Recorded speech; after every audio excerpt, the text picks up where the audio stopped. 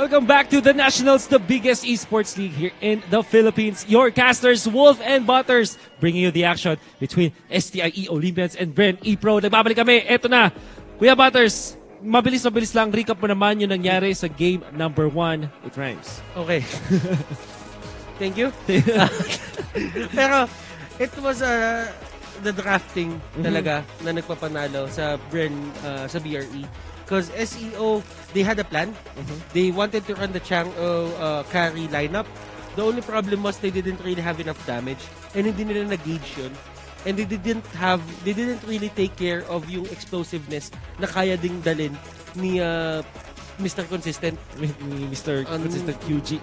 Mr. Consistent QG. So, to just stick with that, they banned out the Lolita naman. Pero, they were trying to really, sabihin natin, bandage all over yung drafting na ginawa nila. Pero, nung panahon na na-realize nila na wala na tayong damage, napili na nila yung mga course nila. Yeah, it makes me think na maganda yung order of picks mula sa BRE Pro because inuna nila dito is Kufra and then they backed it up with Esmeralda and Masha. It's easy for you to kind of tunnel vision on how to deal with these two titans kasi okay naman, meron kang Masha at Esmeralda na problema sa clash, mapipilitan ka i-deal with yon. And medyo nakalimutan nila dito yung potential na Kimi is still there. Carry versus Kimi composition kasi lineup na matchup, I'm sorry. Carry versus Kimi matchup, it's not about yung kanilang combat Yung parang pag pinagtapat mo sila kasi Carry will win it nonetheless. But it's what they give to the table, right? Kimi gives objective pushes. Carry needs to farm. So nagtitake up ng space kasi yung Carry. While yung Kimi kasi, he makes the space.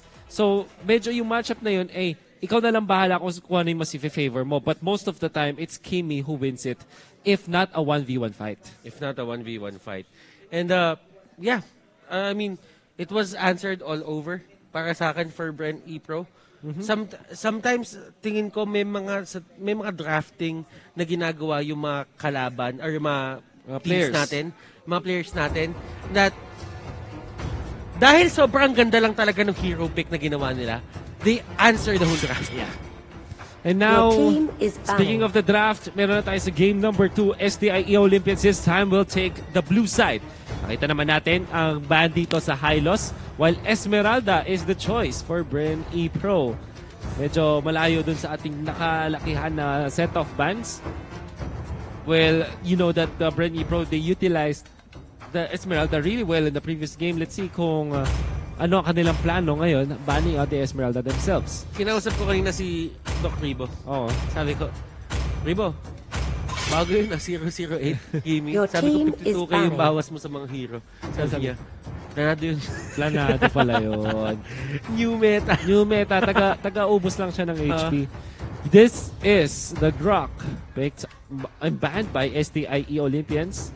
It feels like they wanna get the Kufra once again. And BRE Pro, let's see if they will ban out yung Harith naman. That potentially can be deadly sa kamay ni Kuya Yuji. Yeah. Kaja. I mean, the cushion is still open for the side of SEO. And ito nga yung iniisip ko sa laban na to Baka ito yung laban na magkocontest sila pareho. Our hero to fight for here is going to be cushion. We'll see. Pero hindi nga lumabas yun ng game number 1. Because nobody touched yung Gushon. Yeah. Na gustong-gusto na itong dalawang mages nila, which is JP and si Yuji. Harith is still being considered by BRE Pro, although the Kufra has been picked by the opposing sides. Nandiyan pa rin naman yung classic na export. Yung blue side nakakuha ng Kufra, yung red side nakakuha ng export. Sure na sure. Harith, walang takot dito ang BRE Pro because they know they can work around the bouncing ball of this Kufra and maybe win the fight even when that exists. Lolita is gonna be considered by STIE Olympians. Lalong-lalo na ngayon kasi tatlo na yung laban and will be paired up with Chang'o, which makes a lot of sense to me. Instead na iba na nila yung Lolita dito na kontra sa Chang'o, pipick na nila, i-deny pick na nila. I like this lineup better para sa side ng SEO, yung slots. In terms of just getting the slots punched in para sa kanilang mga picks dito. Kasi when you pick the Chang'o as a solo core dun sa may first phase natin, which is the 3 picks na dire-diretso, you have a lot of you have a lot of areas of sabihin natin windows to adjust dun sa may draft nyo in terms of damage output. Yeah. You can adjust if it's going to be all physical after Chang'o or it's going to be all burst after Chang'o o magiging extended team fight ba yung laban? Your Katulad ng team ginawa is nila ng game number 1. They have all the time in the world to think about that. Yeah. Now, STIE Olympians, okay. Tama ba? Wala. Was there a Your ban? team No ban is STIE picking. Olympians? Okay. Nagiging strategy din siya eh. It's legit, I guess. Nagiging strategy din siya. Mhm. Na may times na ayaw mo lang mag-ban kasi So, mo open lang lahat. that is one hero Archive. less for you din. Yes, Your man? team is And you picking. kind of keep your opponents guessing, di ba? Parang, uy, wala silang binan. Totoo ba to? Wala silang binan. And isa din sa mga fatal, not really fatal, but BRE dito, one of the common misconceptions talaga kasi dito is if you pick yung sa first three slots yung cores mo, then that means hindi ka mauubusan ng tank. Actually, sobrang limited ng tank ngayon Yeah. sa MLBB. So, kaya ang ginawa lang dito ng SEO, they cannot really think about a tank to take out kasi tank na lang talaga yung ulan nila dito eh. Your team is picking. Terizla is the choice for STIE Sa Olympians. totoo lang, you're not gonna use an S-test for this kind of lineup. I don't particularly like the Terizla at this point. Okay. But they do have Granger and Chang'o. Carry is a natural pick. Magandang sagot sa Kufra, magandang sagot sa Terizla. Lolita at a certain point will struggle against the carry. So, ang hirap lang dito sa BRE Pro is how they can get through the backlines and get UG. But fortunately, meron naman sila ditong Harith, meron sila Masha, the jumpers, meron ka pang Ding Akai. And Fuzaken, Harith? Is this... Papalit yan. Babalik yan. Babalik yan. Kilala ko yung mga yan. Babalik yan. JP In terms of lineup. is more than like... In terms of lineup, you're still gonna favor, to be honest, ang BRE Pro dito just because of the fact na meron silang Masha, like the Masha core, and then you have Harith. Kahit pa sabihin mo meron kang sagot dun sa Harith courtesy of the bouncing ball mula sa Kufra, can easily be countered by your opponents if you think about it. Kasi parang ang gagawin mo lang is hintayin mo lang wala yung bouncing ball tapos siya kalalaban if you're the Harith. Easier said than done. Pero Fuzaken dito siya nga ang gagamit, mga kaibigan ng Export. Nahuli siya dito. The rollout will be there. Will there be a flicker to be committed here? And the strike will be there. Jeff Cutie forever with the bouncing ball. Lahat talaga sila, inabala sila dito. The stun. Fuzaken dito. Ang dami niyang damage yung sinoke up. Yung Rebo, tinamaan siya dito ng ilang bala. Pupulot na lang siya ng armor. Pulot ng armor. Beautiful. Fuzaken. Beautiful. Grabe talaga si Fuzaken. Malakas mamulot. Hindi magpapahuli. Hindi magpapahuli. Hindi magpapadaig. Hindi magpapahuli at hindi aamin. Pero habang nangyari lahat yon, BRE, they go straight for the buff. And alam din to ng SEO. So they just went for that small green camp dito sa may right side nila. With all of the fuzz na nangyari dun sa may bottom lane, ang dami kasing kinumit ng STIE Olympians. It gave actually a lot of space for BRE Pro to work with. The fact na hindi sila nakakuha ng kill doon makes it so hard for them to kind of even things up in terms of economy. In terms of the buff economy, I would say. Kasi importante pa rin yan. Oy! Nagkamali! Na-reset! Okay.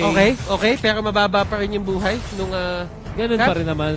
JP Pinakabalang, Pinakabalang. Kuya Bato. Pero, as far as we know, as we all know, kahit yung 1 segundo o 2 segundo na yun to take out the creep wave will mean 40 less cold para sa'yo. Okay. Now there's gonna be the jump after Blender. Syempre may stun na yun. And may Zaman Force din. Jeff Kitty forever. Not long for this world. 1-0 para sa BRE Pro as they take the first blood. At actually, hindi nila na-keep yung kanilang sariling pop. This is interesting, but they still will try to dive for creep. So, hindi na mahanap yan. Pero sabi nila dito, sige, muwakbo kayo. Ito na ang kunin natin. Turtle to be taken by BRE Pro. And they're not really in the prime position to actually fight right now. Raflesia falling very low. The Turtle dito has been slain by the Harris. JP dito with a nice retribution. Doc Rebo still wants to fight pero yung bulwark nandun, hindi na nila itutuloy. No. BRE Pro are getting so much out of this map in the early stages of the game, and it kind of helps them farm on this carry. Unlike the previous carry, nakita natin na hirap-hirap ang farm. Ito, nadadalian lang. There's the last insanity gagamitin. If they do get the kill, that's Bounty Hunter once again para kay Doc Ribo, but that wasn't the case. They are able to whittle down the X-Borg using Yuji's Chango. And Ribo dito just taunting his former teammate. Parang sinabi niya, Yuji, Belat, ano na? Kaya ka andyan, kaya ako nandito, sabi ni Kuya Ribo. Well, no love lost for these two players for sure. naman. Kanina nga mag-uusap-usap pa rin sila, parang wala lang. Pero yun yung dun kayo matakot kapag kayo mga players natin hindi na nag-uusap-usap at hindi na nag-interact ng ganyan. Look at how much damage yung Meteor Shower talaga in terms of taking objectives very quickly. Kahit may retribution yung katapat niya, hindi na kinaya. Lembot, short range death sonata, but Doc Ribo will take some shots. Yuji is here. Nandito na si Yuji.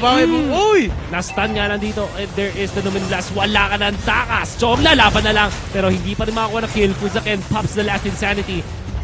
Fire stakes will not be enough to bring about the members of STIE Olympians. And STIE Olympians will actually get so much out of this. Tinalunan pa.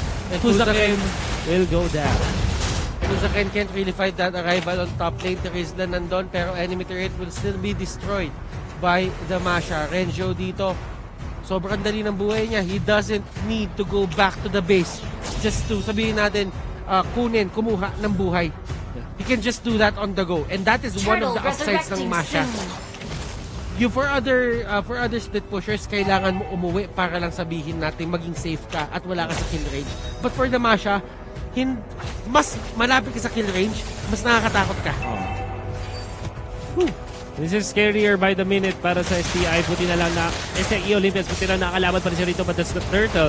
Gonna be contested by both teams. Sino makakakuha? That's a big question. It's gonna be Granger. Now Fuzaken already, wala na siyang Piraga armor dito. Goes down. They can fight. JP, there's that penalty zone, but it comes to Hurricane Dance. Potentially, and may kuha na kill dito si JP. Mukhang dadalaw pa yata siya, pero bakit kasi si Grip to no mercy ang target niya? Okay lang naman.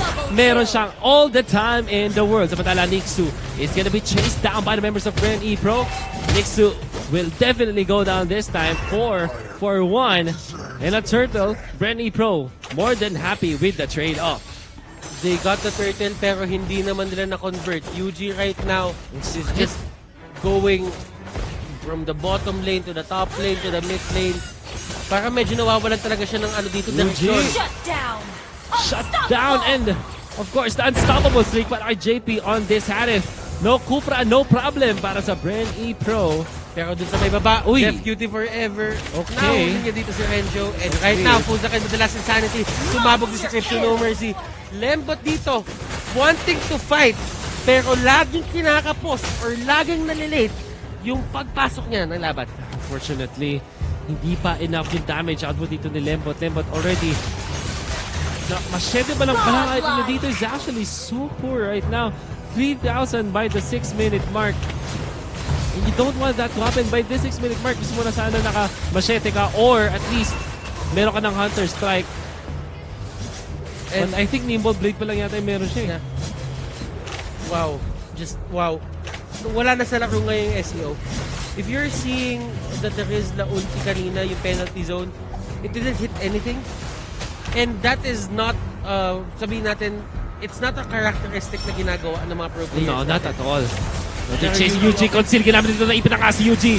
And this is goodbye, Mage Dad. Ako na ngayon ang bagong Mage God ng BRE Pro. JP introduces himself.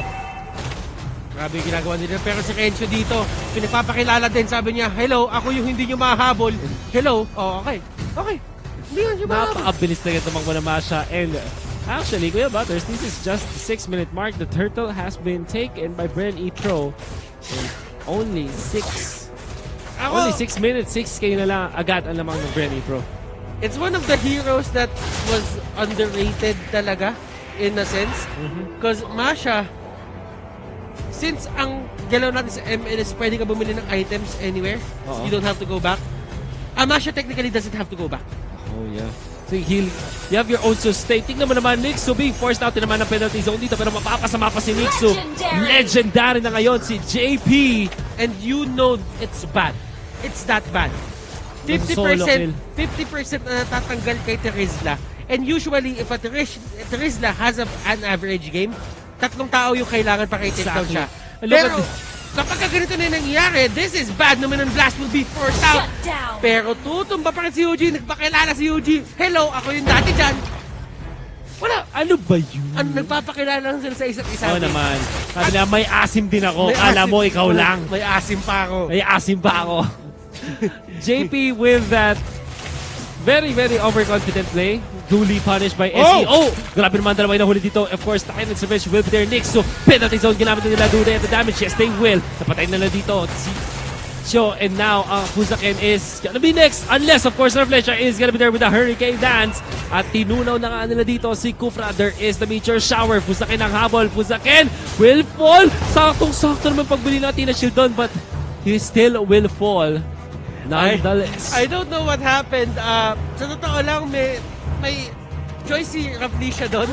Nasaluin yung ultimate. Yung Meteor Shower. Yung Meteor Shower. Only problem was si Fuzaken, yung pinasalo niya lahat. Oo. But he's being chased down nonetheless by the members of SEIE Lord Olympians. resurrecting soon. Well, Bottom lane. Under ka, but there is the defense mula sa kay Cryptway. sobrang lit pala mga kaibigan ng isang ng isang Masha. Oo. Skirt. Ra. Oh, may naabangan na naman. Hurricane Dance, ginamit na nga dito. There's the Silent Stage, ginamit na, but wala pinap Zaman Force is gonna be there. JP nga lang, tulo na nga dito with the Meteor Shower. Kills na dito si UG. There is gonna be the last Insanity, but the double kill mula kay kay Kari. Actually, triple kill in there. Masha, wala na naman. He doesn't care. I'm gonna get objectives. Ang kalaban ko dito sa sarili ko, objectives ang gusto ko. Kakampi lang niya sarili niya. Kuya Butters, Renjo, the split pusher this time. And with the Demon Hunter Sword, Corrosive Sight, 6.7k in the bank para sa ating Masha. Wala na siyang pakialam sa mundo ngayon. Kayang-kaya niya mag-take down ng objectives. Another item. Windtalker, of course. It's a Windtalker. Attack speed is key. As a Masha And mula it's sa going to be a Brendan. Sea Halberd, if I'm not mistaken. Yeah. That is going to be upgraded. Upgraded, yeah. You know, the kind of deals with Terizla. It's not like problema pa yung Terizla at this point. But at the same time, si Lembot din, kaya niya makipag 1v1. Oo. Na hindi niya iniisip. Flesh. Actually, siya Ito na naman si Renzo. Of course, Doc Rebo is here.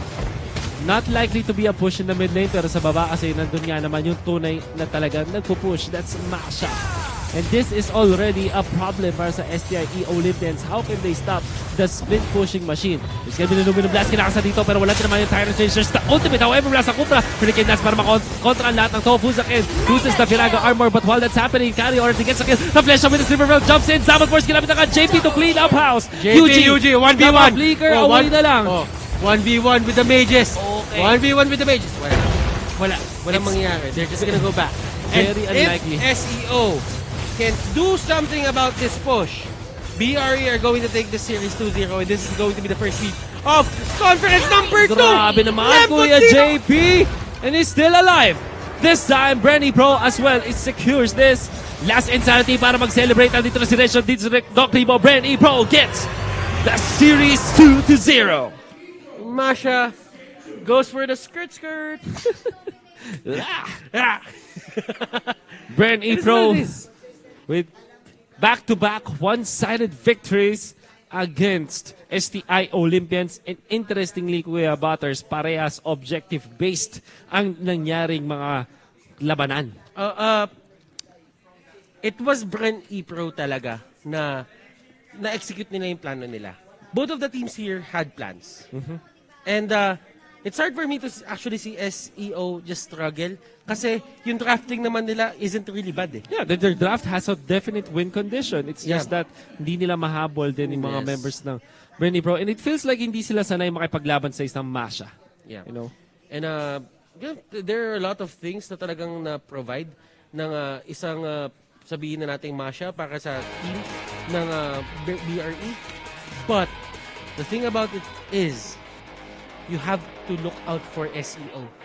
Whatever struggles that they're going through right now, I'm pretty sure they're learning something from it. And I don't think they should be overreacting to their losses. It's back-to-back losses for sure para sa tropa natin mula sa STIE Olympians. But to be honest, they're putting up a fight. I think that they should have a better range lang na kanilang mga strategies na master nila. I'm just saying na marami silang mga strategies na pinakita on day number 1. But this, moving forward, kailangan pa nila ng mas ibang klase mastery sa kanilang mga heroes. JP, unrelentless, may kufra sa kalaban pero sabi niya hindi. Harith pa rin ang malakas. 12-6 KDA. And look at the damage dealt, 43,000. Alam mo, ang pinaka-kinakagol ko dito kay JP. Ano ba yung hero na hindi kaya gamitin nito ni JP? Can't name. I don't know. Anong Gigi. core hero? Core hero. Yan. Buti na lang killer mo. Anong core hero? Ang hindi kayang gamitin ni JP at hindi niya kaya mag-perform ng ganito kaayos lagi. We have the rest of the nationals to find out, but I think JP will not let that happen. BRE Pro, I think they're slowly picking up steam sa ating laban. Now, with their victory 2-0 against SEO Olympians, kaabang-abang talaga ang kanilang team throughout the whole conference. GG's pa rin sa STIE Olympians. No need to overreact. We'll know more about what the teams or the players think after this break. So do not go away. The Nationals will be back.